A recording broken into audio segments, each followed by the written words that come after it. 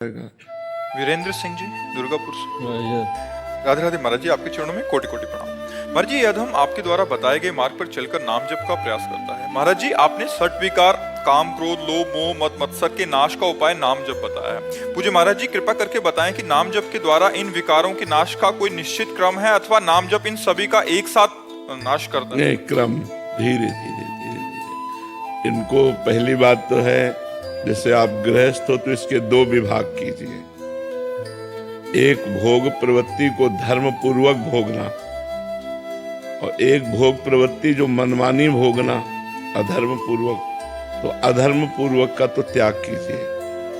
जैसे गृहस्थ है तो अपनी पत्नी से समयानुकूल धर्म के अनुसार सहवास करना वो पाप नहीं है, लेकिन वो अगर दूसरे की पत्नी के प्रति हम दोष दृष्टि भी करते हैं तो वो पाप है। पहले हम धर्मानुकूल आचरण करें। जब हमारे धर्मानुकूल आचरण होंगे और नाम जप होगा तो धर्मानुकूल विषय भोग से विषयों से घृणा होने लगती है और अधर्माचरण से भोगे हुए विषय में आसक्ति पैदा होने लगती है। ये स्वाभाविक है। तो जब हम नाम जप करते हैं तो पहले जैसे 100% काम आया।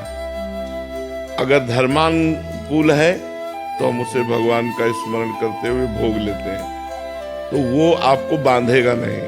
अगर भगवत स्मृति चल रही है और भगवान को प्रणाम करके हम किसी भी भोग को, चाहे रसेंद्री का चाहे जनेंद्री का, किसी भी इंद्री का भोग संयोग कराते हैं तो वो हमें बांधेगा नहीं। और जब हम अधर्माचरण का त्याग करने की सोचते हैं तो हमारे अंदर जलन पैदा होती है। उस जलन को जब हम सह जाते हैं, यमहीन व्यथ्यन्ते पुरुषम पुरुषर्षभ सम दुखा सुखाधीरम स्वमृतत्वाय कल्पते। जो अधर्माचरण के लिए प्रेरित किए हुए मन से भोगों को नहीं भोगता, उसका मन उसको जलाता है। उस जलन को जो सह जाता है, सुख दुख को समान भाव समझने वाला परम पद का अधिकारी होता है। तो एक बार सह गए, अब वो आएगा 99%, फिर 98%। वो धीरे धीरे लॉन्ग समय तक जब हम साधना करेंगे तो वो स्फुरित होने लगा और नष्ट हो गया। फिर स्फुरण भी नष्ट हो गया और वो मुक्त हो गया। ये ऐसा नहीं कि 4 दिन भजन करो तो काम आदि दोष नष्ट हो जाएंगे। ये भगवान शंकर की समाधि को भंग कर दिया काम ने।